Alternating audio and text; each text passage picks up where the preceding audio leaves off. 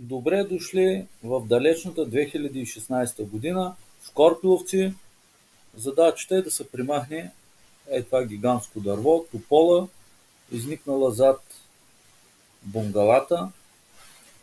Това е почти на самия плаж. Там не на плажа, ми на тая местност, където се намират бунгалата за литуващите. И корените на тополата влизат вътре в бунгалата и направо разрушават тия леки постройки, които са тук, които виждате. Това съм аз. Първото връзване съм го направил за този клон. Те са опитвали със собствени сили предни години тук да примахват клоните. Един, втори, трети, четвърти, пети голям клон. 5 големи клона и тук нагоре са вече по-малки. 1000 лева клоните, 500 лева стъблото, 1500, 500 лева заплащане на пътни, нощувки, общ работник, общо цена за тополата 2000 лева.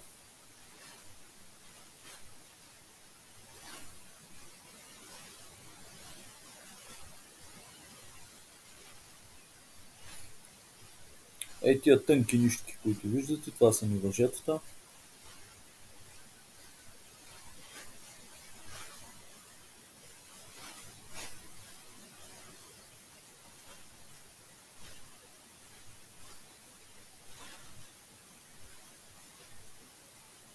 Работата продължи 8 дни, работихме 2 души.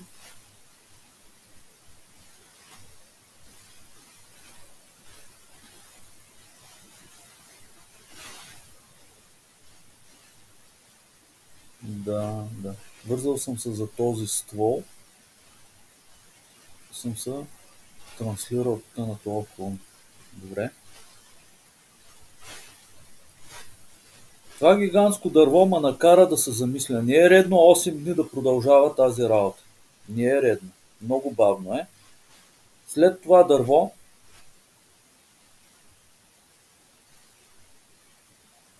нека да мине този клип. Не ми пали ризачката. Работя тогава, мисля, че това е с Husqvarna работя. Нека видим.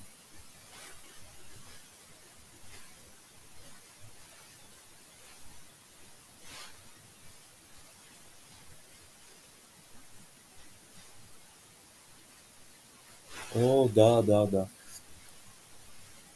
Дървото така се вее наляво надясно, защото моят човек, който трябваше да опъва, за да, да го няма тая амплитуда, това махало, той в момента прави клипа. Ясно, да.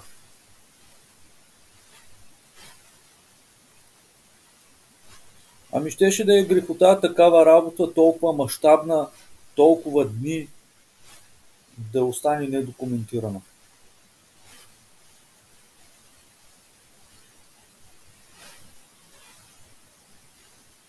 И свалям надолу срязък.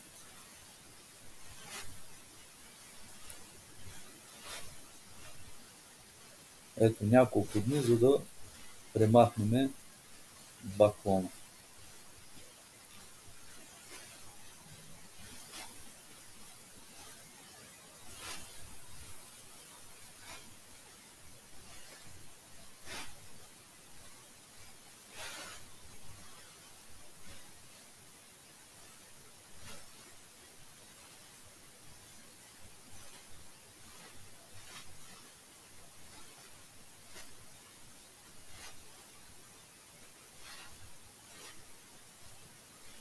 На някакъв етап от работата.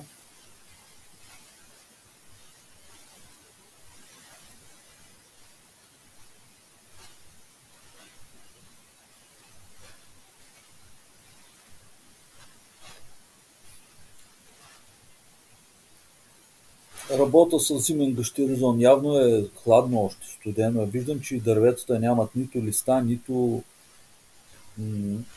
Явно е, може и март месец да е. Така, тук сме вече на финала, дървото почти е премахнато. Да, стъпил съм върху шина от резачка.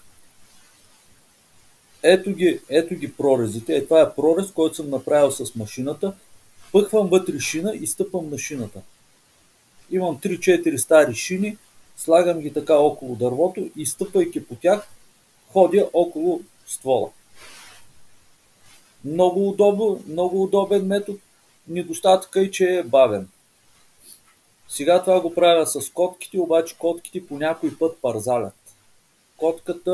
Имам котки за едра кора, за тънка кора, с дълги шипове, за хлъзгави дървета. Има дървета, които пускат много сок и котката парзаля.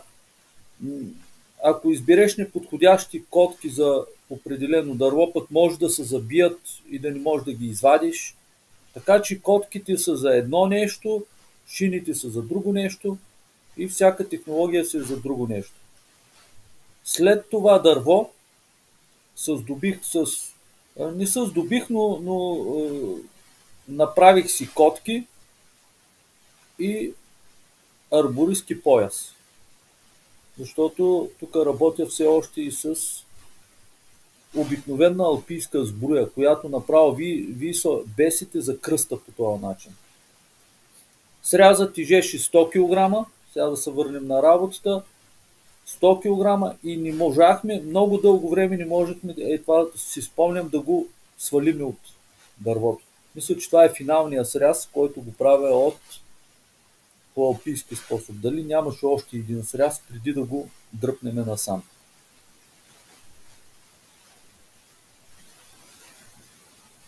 Така, това ни ориентира.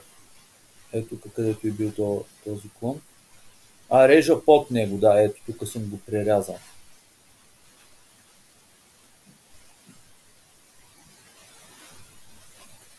Да, значи още един сряз. Щита, ето я щитата, това е щитата. Това ще пихме тук.